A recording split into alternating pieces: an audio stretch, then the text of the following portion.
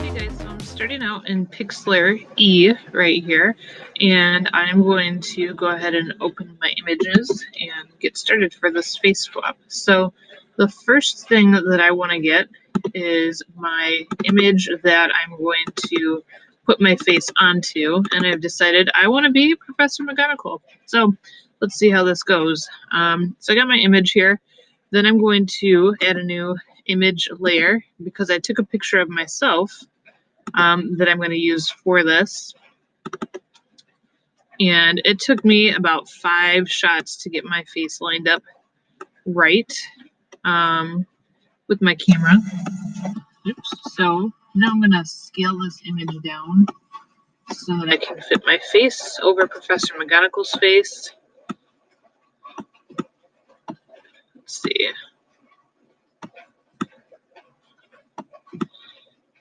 There we go. And I'm going to zoom out just a little bit so I can move this around.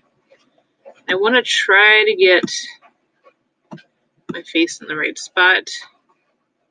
So we're going to start with this. We need to be able to see things. Right now I can't see anything because my picture is covering it up. So I'm going to go to the layer settings and I'm going to knock the transparency down to about 25-30%. I want to still see some of my features. Let's do 45. Still want to see some of my features, but I want to be able to see hers. I want to try to line up our faces the best that I can and get our facial features kind of lined up. Okay, so I think that's about right. So the next thing I'm going to do is use the eraser tool, and I'm going to start out at 100% opacity because I want to get rid of all of the unnecessary background stuff. So I'm going to erase that stuff. Be really careful not to get into the face, so I don't have to redo that yet.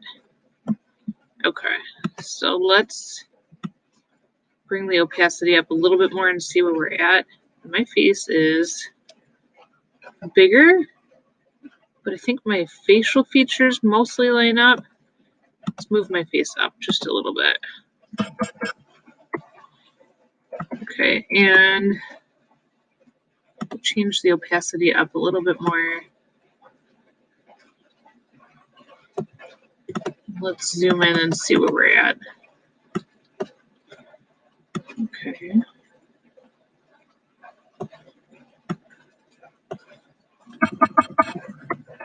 So I'm using the arrow keys on my keyboard right now to kind of line my facial features up a little bit more.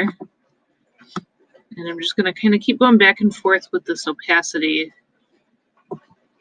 until I can see what I'm working on and get rid of all these extra things.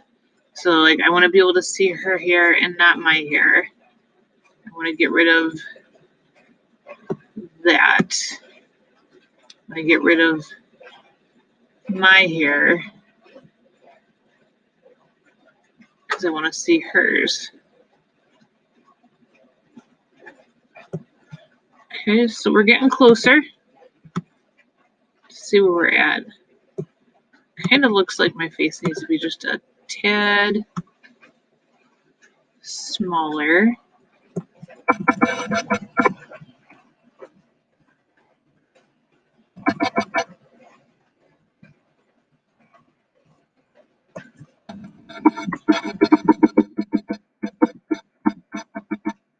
Sometimes it takes a little bit of playing around. I think that this is, we're up at 100% now. All right, so now I'm getting into some of these fine details. So I've got my brush, my eraser, and I want to knock the opacity down somewhere between 30 and 40. I'm going to start, make sure I'm on my face layer and start getting rid of some of the extra stuff in my face to help blend this in with Professor McGonagall's face. So I just want my facial features there. And you know what? Man, she's got a much better jawline than I do. So let's get rid of mine. That looks pretty good right there. So the next thing I want to do is I kind of want to make my face blend a little bit more. Color's a little off. It's pretty close. Let's go to adjustment and see what we can do.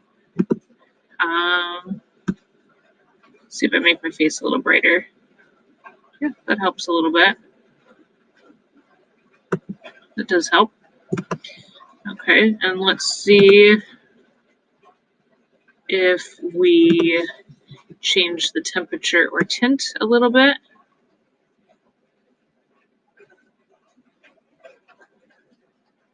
That color looks a little bit better. What about if I play with this? That also looks better. Okay. I think that was pretty good. The last thing I can do is I can take my eraser tool, knock the opacity down to about 15%, and then I can just go in here and lightly clean up some of these edges just a little bit more, just to kind of bring out some more of her features with just my face on there and just blend in pretty close so that it's really just my features on top of her face.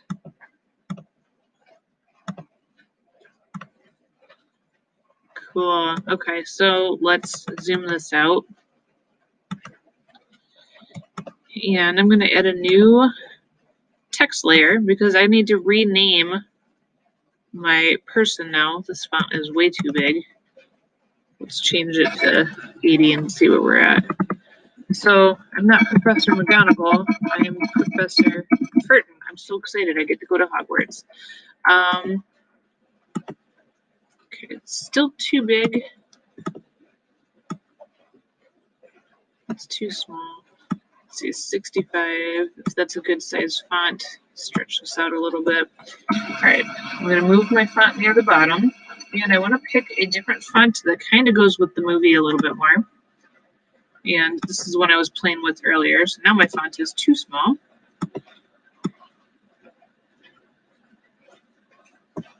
Okay, so that looks good right there. And now I want to change the color of my font. So Professor McGonagall is head of Gryffindor House. So I think I'm going to change my stuff to Gryffindor colors. And I'm playing with the font size because it was too small. There we go. So now I want to add an outline around my font. And the first thing I need to do is I have to rasterize my text to be able to do that. So I went to Layer, Rasterize Text. That turns it into something I can edit. So I can come over to Filter and I can add an outline. That outline is way too big. Oh, that's good. I'm going to change the color. I want to use that kind of gold color that's in the Harry Potter. And I'm going to leave the opacity. I think, yep, we needed to knock it down one more. And then I also want to add a drop shadow. So I'm going to make my drop shadow stick out. I'm going to add more of a blur to it. And I'm going to kind of move it. It's kind of hard to see because the background's dark anyways. I'm looking at her hand right here. If you can see the drop shadow moving on her hand, I just really would like that to help my font pop out. Hit apply, and that's it. We're going to hit save. You're going to rename this Face Swap. You're going to save it both as a PXD file and a JPEG file. We're going to go ahead and knock this up to 100% so it's on high quality, and click download, and that's going to save it for us. Load your work to your Google site. Make sure you title it, answer the questions from the typed directions in the space under your work, and then copy and paste the link to your site into Google Classroom and turn it in for a grade. If you have any questions, email me. Otherwise, have fun, be creative, and enjoy.